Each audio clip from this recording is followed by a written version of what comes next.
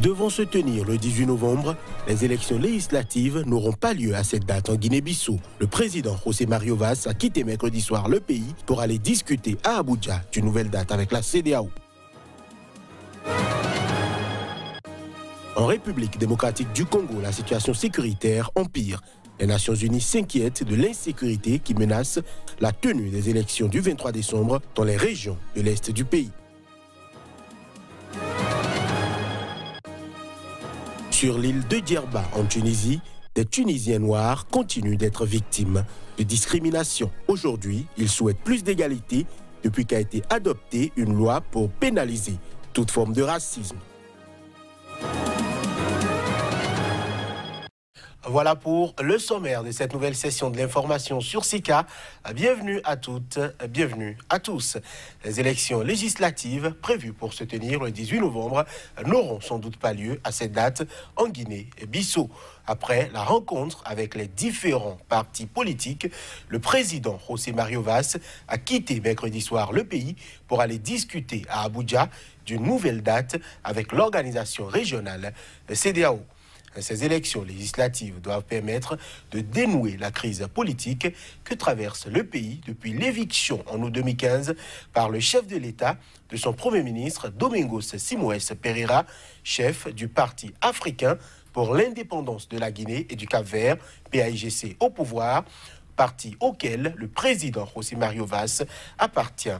Également, un nouvel accord de sortie de crise avait été conclu le 14 avril à Lomé avec la désignation d'un Premier ministre de consensus chargé de conduire le pays aux législatives fixées en 18 novembre. Mais un report est devenu inévitable en raison notamment du retard pris dans le recensement électoral censé s'achever le 20 octobre et prolongé jusqu'au 20 novembre. En République démocratique du Congo, la situation sécuritaire empire. Les Nations Unies s'inquiètent de l'insécurité qui menace la tenue des élections du 23 décembre en de nombreuses régions de l'Est du pays. Les précisions. Dans la province du Nord Kivu, la ville de Beni, qui compte entre 200 000 et 300 000 habitants, est menacée par les tueries du groupe armé ADF et une épidémie d'Ebola qui a fait déjà 212 morts. La représentante de la mission des Nations Unies au Congo, lors de la réunion mensuelle du Conseil de sécurité sur la RDC lundi, s'en est dite préoccupée. À 8 jours de l'ouverture de la campagne, le 22 novembre, l'interférence des groupes armés dans les élections est redoutable, du Tanganyika au nord Kivu, en passant par le sud Kivu. Ainsi donc, les violences des groupes armés dans ces provinces clés pourraient affecter le déploiement en toute sécurité du matériel électoral et pourrait même empêcher certaines parties de la population de voter le jour des élections. Le gouvernement devra prendre des mesures dans les semaines à venir pour sécuriser le scrutin, en particulier pour garantir la participation des femmes qui représentent 50% des électeurs inscrits selon la représentante des Nations Unies. Par ailleurs, en dépit de la volonté de tous d'aller vers les élections, l'opposition se plaint du rétrécissement de l'espace politique, notamment de l'impossibilité de tenir des réunions sur l'ensemble du territoire et l'accès non équitable aux médias publics. Et à une semaine de l'ouverture de la campagne électorale, l'usage de la machine à voter et la fiabilité du fichier électoral continuent d'alimenter la polémique. Au Tchad, des combats violents ont opposé depuis lundi l'armée tchadienne à un comité d'autodéfense d'habitants du massif du Tibesti dans le nord du pays. Une région en proie à des affrontements de plus en plus fréquents depuis la fin du mois d'août dernier. Aucun bilan n'a été communiqué de source officielle, mais les deux camps compteraient plusieurs morts. L'armée tchadienne a bombardé lundi et mardi la zone aurifère de Miski. Des combats y opposent les militaires à un comité d'autodéfense créé début novembre par des habitants de la région qui se disent excédés par des exactions de l'armée. Aucun bilan n'a été communiqué de source officielle, mais les deux camps compteraient plusieurs morts. Ni le gouvernement ni l'armée ne s'est exprimé officiellement au sujet de ces affrontements dans le Tibesti, mais le président Idriss Déby Itno a annulé un voyage à Palerme, en Italie, pour rentrer lundi soir à N'Djamena. Le comité d'autodéfense créé début novembre dans la circonscription de Yébibou proteste contre l'opération punitive de l'armée tchadienne dans la zone de Miski et entend y défaire l'armée. Depuis fin août, l'armée tchadienne a mené plusieurs offensives proches de la frontière libyenne dans le Tibesti pour nettoyer la zone des orpailleurs illégaux et lutter contre les incursions de groupes rebelles tchadiens basés en Libye. De nombreux habitants de la zone disent protester contre la récupération de l'exploitation aurifère par la famille du président Déby et contre le nouveau découpage administratif qui rattache la localité à la région de Borkou. Dans le but de se pencher sur les problèmes que vivent les étudiants, l'UNEB, entendez, l'Union nationale des étudiants du Bénin, a organisé ce mardi une conférence de presse. Pour plus de précisions, suivons le président de cette institution estudiantine. Il est vrai que les nombreuses réformes entreprises par le gouvernement dans le sous-secteur de l'enseignement supérieur concourent à une meilleure compétitivité des produits des universités publiques du Bénin sur le marché sous-régional et même international. Mais force est de constater que ces réformes sont en déphasage avec le système éducatif béninois actuel. Nous en voulons pour preuve le nombre exponentiel de bacheliers laissés pour compte par les mesures sélectives instaurées par le gouvernement, sans aucun système de récupération établi à leur intention. L'UNEB, loin de vouloir s'ériger en donneur de leçons, demande avec vigueur l'abrogation pure et simple du décret 2017-155 du 10 mars 2017 portant critères d'octroi des allocations universitaires. Nous exigeons le paiement des arriérés des allocations universitaires qui datent de 2015-2016, 2016-2017, 2017-2018. Nous réclamons le paiement sans délai des arriérés des frais de stage et mémoire des étudiants remplissant des conditions pour bénéficier de ces subventions. C'est la seule condition indispensable aujourd'hui qui puisse soulager les étudiants dans leur souffrance académique. Nous recommandons au gouvernement d'abandonner sa politique de privatisation du secteur social dans nos universités. L'UNEB reste catégoriquement contre toute réforme entreprise dans ce sens.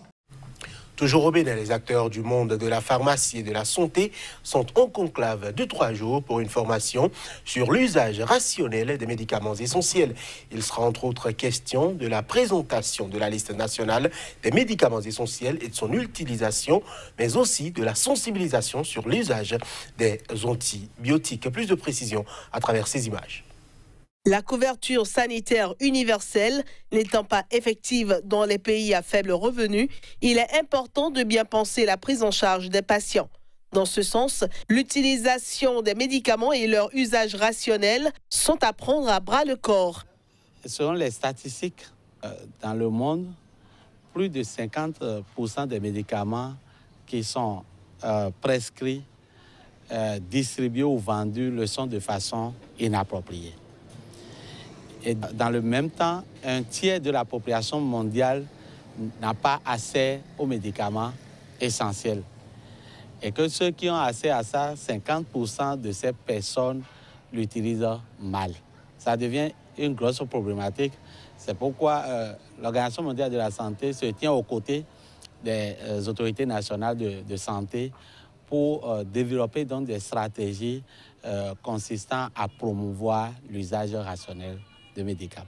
Si le médicament est consommé comme de denrées ordinaires, ça crée encore des problèmes pathologiques pour le malade qui a consommé. C'est-à-dire que ça peut créer d'autres effets puisque le médicament qu'il a, soit c'est en quantité exagérée, soit ce n'est pas le produit qu'il doit prendre, qu'il a pris, surtout si c'est en cas d'automédication.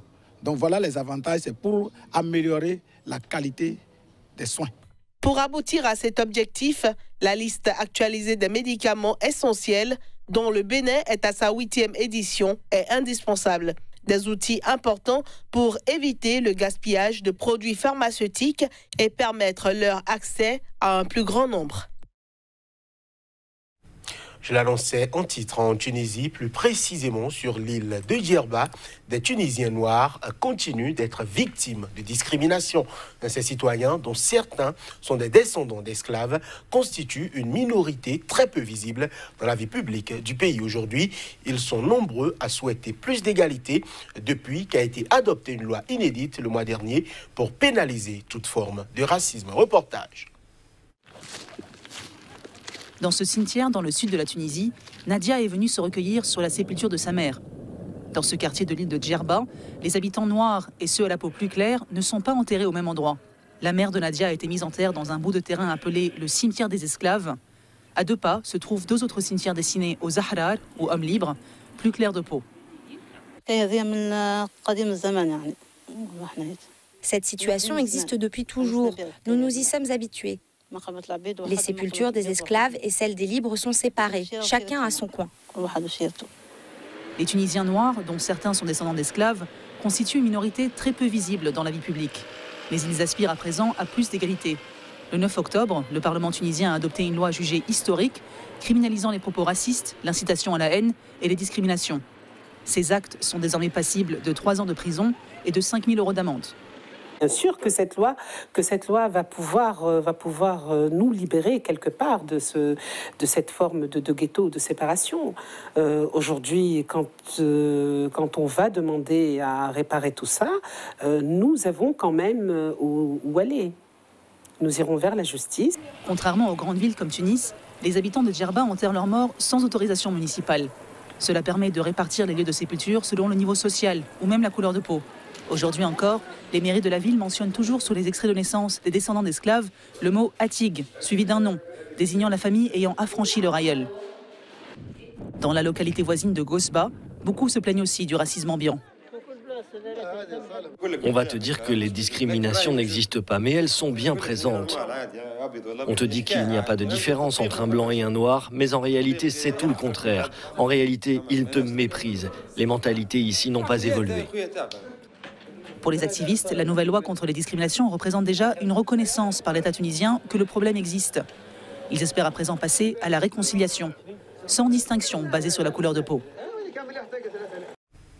Évacués de Libye par l'ONU, 51 migrants africains arrivés du Niger ont été accueillis ce mercredi par le ministre italien de l'Intérieur, Matteo Salvini. Une occasion pour ce dernier d'assurer que l'Italie reste un pays d'accueil généreux et solidaire.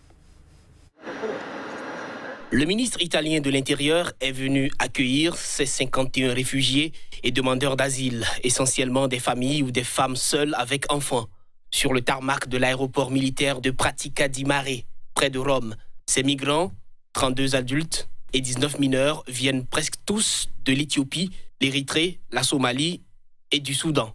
Ils faisaient partie des plus de 2300 migrants vulnérables évacués depuis décembre par le Haut Commissariat de l'ONU aux réfugiés de la Libye vers le Niger. Ils seront placés dans des familles d'accueil en Italie par l'association catholique Giovanni XXIII. Matteo Salvini passe par ce truchement pour se refaire une image. Il a assuré que la seule façon d'arriver pour des femmes et des enfants en difficulté, c'est l'avion et non les canaux pneumatiques, parce que ces canaux sont gérés par des criminels qui, en échange du trafic d'êtres humains, achètent des armes. Grâce à des accords controversés conclus en Libye par le précédent gouvernement, puis à la décision de Salvini en juin de fermer les ports italiens aux navires ayant secouru des migrants en mer, l'Italie a vu le nombre d'arrivées sur ses côtes chuter drastiquement à partir de l'été 2017. En contrepartie, l'Italie s'est engagée à développer les initiatives pour faire venir légalement des personnes vulnérables bloquées en Libye, où des milliers de migrants sont soumis à des détentions arbitraires, extorsions et violences. Voilà qui met un terme à cette édition que nous vous remercions d'avoir suivi. Agréable suite de journée à chacun et à tous.